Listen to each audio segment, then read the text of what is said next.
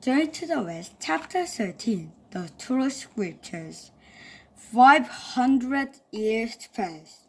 Ukko sat trapped under the mountain. A thick radar of moss covered the monkey. One day, Buddha sat in the Thunder Crab Monastery with the Western Paradise. He was talking to his students. The people in the East in the Tang Empire need our help, said Buddha. They lie, cheat, and steal. They greedy and constantly fighting. He held up a bundle of scrolls. These are the true scriptures. They will teach the people in the East to act better. Wonderful, said one student. Let's bring the scriptures to the Tang Empire. Buddha shook his head. No, he said, a true river. A monk needs to come here to get them. Will anyone go to the east to find the wanted monk? Guang stepped forward. I will go. The Tang Empire smiled as his head monk with a small group of people. Oh, yeah. The monk was reading all religious texts. A woman interrupted the monk. Why are you reading those old texts? She asked. Don't you know about the true scriptures? The emperor stood up. How dare you interrupt my... It's okay, said the monk. He walked over to the woman. What are the true scriptures? The woman looked at the monk carefully. They contain many lessons. People who learn the lessons never have to suffer again. Do you have them here? Asked the monk. No, said the woman. They are with Buddha in the Western Paradise. Someone must travel to the Thunder Crab Monastery to get them, but only a true river may make the journey. She took a rope out of her bag. Put this on. The monk put the rope. Beans of shone from it. Beans of rice shone from it. The emperor gasped. You are a true believer, said the woman. Will you make the journey? Yes, said the monk, looking down at the glowing robe. It will be an honor. The journey will be very difficult, said the woman. Wide rivers and steep mountains will block your path. Vicious creatures and evil demons try to attack you, but don't fear. You have help from me. Suddenly the roof filled with grinding. Right. The woman rose into the air and chased words. It's the Buddha Saba Guanyin! Someone cried. The empire and everyone else in the room bowed. Guanyin was hired and then disappeared. The next morning, there was a huge feast. The Tang Empire sat next to the monk. Your journey will help our empire greatly, said the empire. No longer will our people suffer or treat each other badly. From now on, I will think of you as my brother. You will be called the Tang Monk. Thank you, Your Majesty, said the Tang Monk. How long will the journey take? Asked the empire. I will return in a few years, said the monk. Later that day, The Tang monk got ready for his journey. He put the special robe into a bag. He put dry fruits into another bag. A big crowd gathered to say goodbye. Good luck, my brother, said the Tang Empire. The Tang monk climbed onto a horse and rode to the west. He had traveled over a month when he came to a big mountain. Slowly, his horse walked up a steep trail. I had a bad feeling, said the Tang monk. He looked around uneasily. I hope there aren't any demons here, suddenly a voice boomed. Who is walking on my mountain? Journey to the West, Chapter 14, A Promise to Protect. The Tang monk trembled with fear. The angry voice spoke again. Who is walking on my mountain? Ah! Cried the Tang monk. He fell off his horse and tumbled down the mountain. At the bottom, he saw a crack between rocks. The monk looked in and saw a moss-covered monkey peering out at him. My name is Sun Wukong, said the monkey. I am the king of Flower Mountain. Why are you here? Asked the Tang monk. He stopped. Buddha put me here, said Wukong. I am being punished for causing trouble in heaven. Who are you? I'm just a monk, said the Tang monk. I'm going to the Western Palace to get scriptures from the Buddha. Wukong gasped. You're the Tang monk, he cried. I'm supposed to go with you. The Tang monk took a step back. Was this strange monkey telling the truth? The Buddha saw a growing piece of meat. Wukong went on. She said, I'll be set free if I promise to protect you on the journey. Set me free! And I go with you to the west. The Tang monk relaxed. He looked at the rocks. How can I free you? There's a small piece of paper on top of this bottle, said Wukong. You must remove it.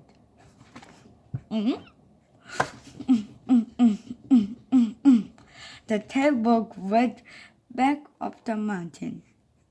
He pushed aside shrubs and brambles and put himself over a large process. Finally, he reached the mountain's peak. The monk picked up the paper. Right away, a breeze swept it from his hand. The paper folded up, and the mist appeared among the clouds. The monk hurried back down to the mountain. The paper floated away, he said to the monkey. It returned to Buddha, said Wukong. Now step back. The Tang monk took a step back. Go farther, said Wukong. The monk took another step back. Go farther, said Wukong again. The Tang monk went far from the mountain. He gasped as the entire mountain rose into the air. Wukong stood under the mountain, holding it up with his hands. Ah! He jumped out, and the mountain crashed down behind him. Boom! Wukong grabbed the Tang monk's hands. Thank you, Master. I'll help you reach the Western Paradise. The Tang monk rode the horse as Wukong walked. The monkey told the monk about himself. The day Eva's entire army couldn't beat me. He laughed. So I said I should be in charge of heaven. What powers do you have? Asked the Tang monk. I can pick up other animals, said Wukong. What's this? He quickly changed into a tiger. The tank monk Uko tried into a snake of water and then back into himself. And that's not all, he said. I can go big. The monkey's body grew so big that his head reached the clouds. And I can become tiny, said Wukong. He shrank to the size of a bee and hopped onto the monk's head. I can do mine, said Wukong. He changed his back, his normal size. His iron butt appeared from his ear. The monkey spun out and struck a huge bullet. Smash! Boom! The bullet exploded into tiny pieces. The tank monk watched in horror. Wukong ran, Ma! Don't look so square, master. I'm protecting you. The two traveled further until they saw a group of men blocking the road. The men were rough and mean. They all had weapons. What must that were? And Rainbow said, give us your money or you'll be sorry. Straight to the West, Chapter 15. Tea with the Dragon. The tagboat looked at the robbers. He was shaking. Oh, I'm sorry, he said, but we're just monks. We don't have any money. Then give us whatever else you have, said one robber.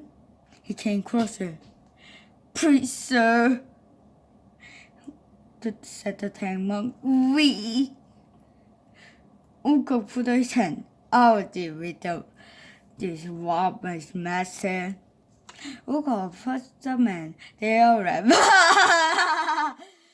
Look at the little monkey, said one of them. Uncle ran. Yes, I'm a monkey, and I'm rather small too. He removed the iron bar from his ear. But used to be scared of me anyway. His iron bar grew, and his side brushed with red with anger. The monkey is a spirit, cried one man. Run! Cried another. The robbers tripped over one another, trying to get away. Uko raised the iron bar ready to strike. Stop, Wukong! Cried the tank monk. Don't hurt them. Uko turned around as the man ran away. Oh! Why not? He asked. They were going to hurt us. A Buddhist monk never hurts people, said the monk. I would rather get hurt than hurt someone else. Uko ran. Ha ha ha! That's ridiculous. We should have beaten them up. The table shook his head. You're cruel and vile, Wukong. Wukong was angry. I just saved your life, he cried. How dare you scold me? He paused. I don't have to accept this treatment. I'm leaving. Wukong leaped into the air and was gone. The tagboat sighed and then continued his journey. Later that day, he saw an old woman. Monk, said the woman, where are you going? I'm going to the west to Paris, said the tagboat. Don't you have anyone with you? Said the woman. You can't go there alone. I did have a companion, said the tank monk, but he got angry when I scolded him for being violent. He rapped. Your companion will come back, said the woman. When he lost, tricked him into putting this on. She pulled a metal headband out of her bag. Whenever my heavies recite the tight headband spell. The old woman whispered a magical spell to the bag roach. Thank you, said the tank monk, but how did you? Boom! There was a flash of white light, and the rubber rose into the air. To put us up a wrong in, cried the tank monk. He got down from his horse and bowed. Meanwhile, Ukok sat in the place of the Dragon King of the Eastern Sea. He ate the Dragon King with drinking tea. I hope you learned from your punishment, said the Dragon King. Yes, I have, said Ukok. I will cause any more trouble for the Jade Emperor. The Dragon King CPC. What will you do now? I was traveling west with the monk to get scriptures from Buddha, said Ukon. I promised Groggy I would do it. The Dragon King smiled. That's wonderful. Ukon said, yes, well, I'm not doing it anymore. The Dragon King put down his secret. Why not? The monk has a bad attitude, said Ukon. He yelled at me. He said I was cool and pirate. The Dragon King come over and said, well, Ukon, the monk has a point. Ukon glared at the king. What do you mean? The king hesitated and they said, you are pirate sometimes. Ukon put his eyes and look at the ground. The Dragon King continued. Not only that, but you made promise to Guangyin. Perhaps, Ukon, it is you who has a bad attitude. Journey to the West, Chapter 16. Ukon gets tricked. Ukon looked at the Dragon King and sighed. You're right, said the monkey. I did make a promise to Guangyin. He put down his key cup and stood up. Thank you, my friend. I'll visit again soon. The Dragon King smiled. Good luck, Ukon. The monkey hurried out of the Dragon King's palace. He found the tank monk traveling alongside a stream. Master, I have returned! He called. I'm glad you're back, Ukon, said the monk. I'm hungry. I'll find the village and beg for some food for you, said the monkey. You don't need to do that, said the monk. Just what's in the bag. You can cook that. The monk got down from the horse. Ukon opened the bag. When he looked inside, his eyes opened wide. He pulled out a headband. This headband is marvelous, said Ukon. Oh, said the monk, watching the monkey closely. Do you like it? Yes, said Ukon. Tried it on, said the monk. Really? asked Ukon. The monk nodded. Ukon put a headband on. He looked at his reflection in the stream. I look handsome, said Ukon. That's good. Ah! The monkey grabbed the sides of his head and fell over. His eye bulged. My head is going to explode, he cried. He saw the tank monk talking quietly. What are you saying? Cried the girl. The tank monk stopped talking and the pain stopped. The Buddha Sapa Guangyin taught me a spell, said the monk. She gave me the tri-cap band to push you to be good. Ukon put at the headband, but it wouldn't come on. It struck! Cried the monkey. He stabbed his foot. You tricked me! It's for your own good, said the monk. You must stop being violent. Uka pulled out his iron bar and ran, spin, at the tag monk. The monk recited the tight habit spell again. Uka fell to the ground and rolled around in pain. It turns! It turns! He cried, please stop! I'll try to hurt you again! The tag monk stopped, and the monkey stood up. Now we'll cook some rice? Asked the monk. I'll get a fire started, said Ukon. The monkey waited until the monk had turned his back. Okay, he raised the iron bar. But the tang monk saw Uko's shadow. Ah! Cried Uko, once again falling to the ground. The tang monk was furious as he recited the Uko's head pounded. Please stop! Cried the monkey. The tang monk stopped reciting the spell. Don't try to hit me again, said the monk. If you do, I recited the spell until your head really does explode. I'm sorry, master, said Ukon. I'll be good. The two traveled for a few more weeks. They arrived at a wide river. How will we cross this river? Asked the monk. It's too bad you're not a spirit, said Ukon. I can whip over this river, for I can take you with me. Why not? Asked the tag monk.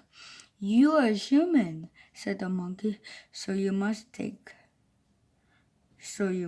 make the journey all by yourself. I can only protect you. I can carry you. What will we do then? Asked the monk. Before Ukon could answer, the water swelled and the dragon leaped from it. Look out! Cried the monkey. He yanked the tag monk off the horse as the dragon struck. With one bite, the dragon swallowed the horse and then slipped back on the water.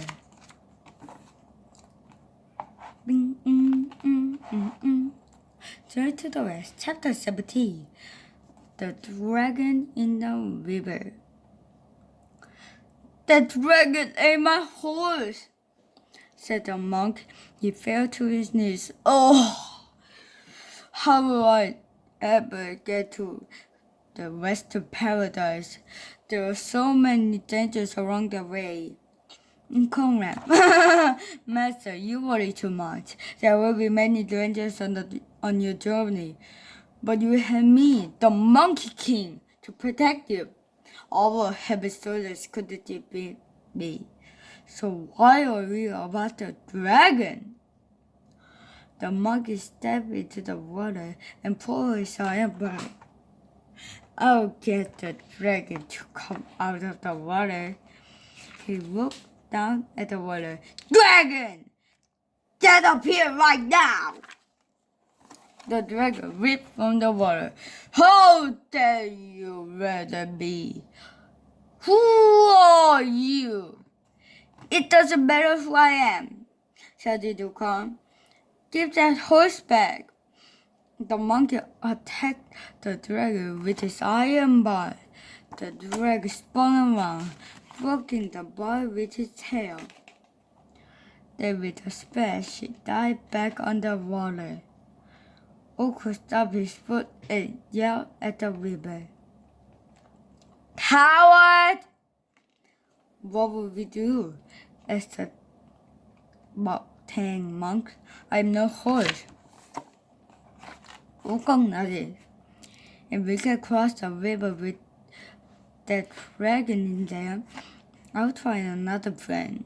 The monkey swallowed the water with its iron bar. The water became rough raised question churned. The water dragged up dirt from the river bottom. Soon the river was brown and muddy. The dragon appeared again. What on earth are you doing now? He cried. I'm trying to take a nap. Give us back our horse, demanded the cock. I can't, cried the dragon. It's in my stomach. The monkey attacked the dragon again. Bam! But once more, the dragon disappeared underwater.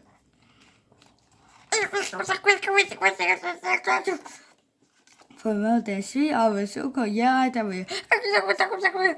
He yelled all kinds of insults. But the dragon would not come back up. Uko climbed up the riverbank and sat down next to the Tang monk. That dragon is tough. I'm not afraid of him, but I can't defeat him either. I need help. Who can help you? Asked the Tang monk. Uko thought for a moment. Gwagi told me I can ask her for help if I need it. Yes, said the Tang monk. She told me the same thing. Uko felt happy and shot a look at the monk. She already did help you. She gave you this tight headband. He sighed. But that doesn't matter now. You wait here. I'll be back soon. Uko shot into the air and flew south. Soon he came to Mount Fotowaka in the South Sea. Guangyin was in a garden next to a pagoda. Hello, Kong, she said. How is the journey going? I see you're wearing the headband. Yes, thanks to your dirty tricks, said the monkey. Guangyin smiled. You need the headband, Kong. You're too violent and cruel. Uko rolled his eyes. Fine, I'm here because I have a problem. We reached a wide river with a dragon in it. The dragon ate our horse. Did you tell the dragon that you're traveling with a Tang monk? Asked Guangyin. No, said the monkey. Why? Guangyin sighed. The dragon was waiting for you. When I met him, he was being punished for setting fire to his father's palace. I told him to help the Tang monk reach the Western paradise.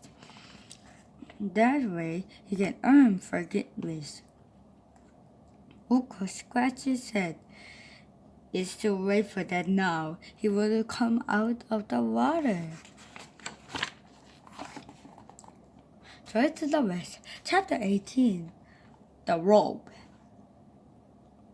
Uko and Guangyin flew over the ocean and met to the wide river. From the sky, Guangyin called, Dragon, come out of the river at once. The Tang monk is here. The dragon rose above the water and vowed, Food is our paw. He said, I'm sorry, I didn't realize the monk has arrived. I was trying to rest. Oh, that's the monkey was! Oh! The dragon stopped talking when he saw Uko next to the Master Guangyin. That's him! This is Son Wukong, said Guangyin. He is traveling with the Tang monk. The monkey didn't tell me that, said the dragon. I even asked him who he was, and he didn't answer. I know, said Guangyin. He shut Wukong a look. From now on, you must tell people who you are.